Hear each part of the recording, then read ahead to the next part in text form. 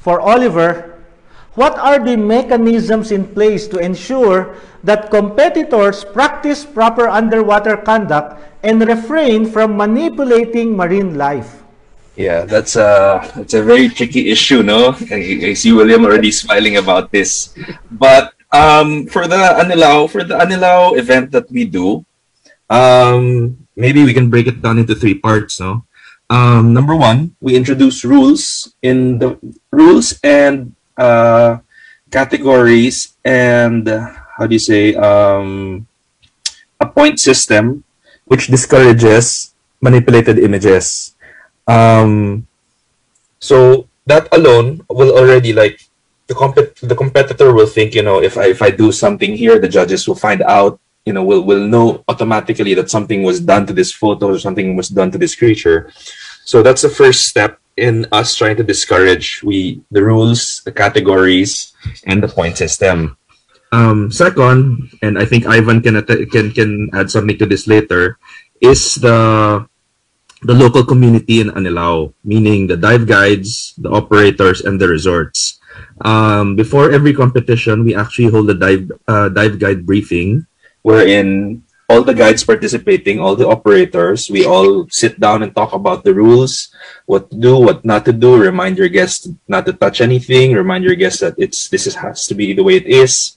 So at the end of that, everybody signs a little document saying, okay, these are the rules that we are agreeing to. So it's really a kind of an honesty system, but it's worked out well in the past. And the third part, which William can add to, and John, is the expertise of the judges.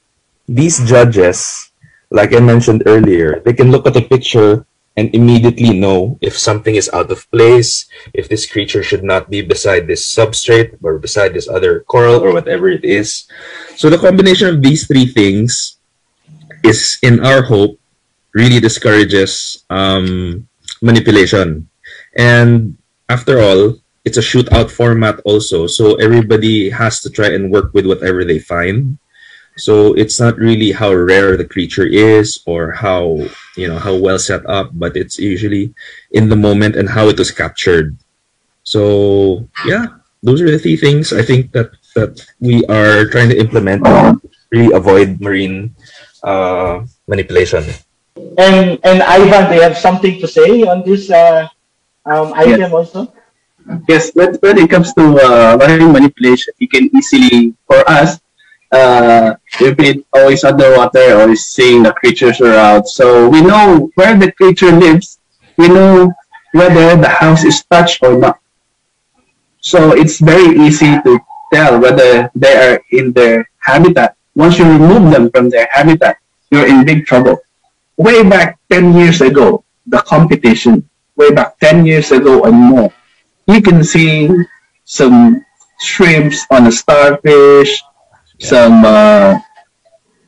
many manipulations happening like 10 years ago. Why? Because the judges don't know. Because the judges don't take photos.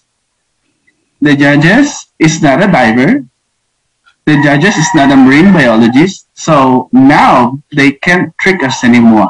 Because you complete a team, a local guy, local PADI instructor for photography, the owner of the resort, and then we also get help from the local guides because Sir Oliver also do a briefing for the local guides before we do the photography, like 2 days or 3 days before the competition. Sir Oliver will ask the local guides to sign a waiver that if you do manipulation, we caught you, then your participant is gone. All right. So right now, the local guides are learning.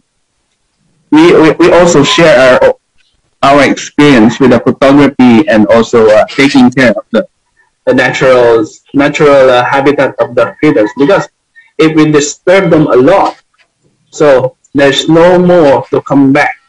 You have a guest now, and then if you manipulate it and kill the subject, you move the house, you move him out from the house, so the creature will die.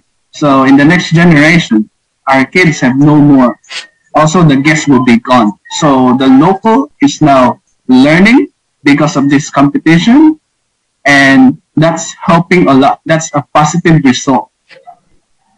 Thank you, Ivan, for sharing your thoughts. I personally like that what Oliver mentioned earlier, the inclusive approach, that including everybody, resort owners, spotters, lifeguards, and all the other people in Anilao. Well, that will help for the sustainability of the event, isn't it?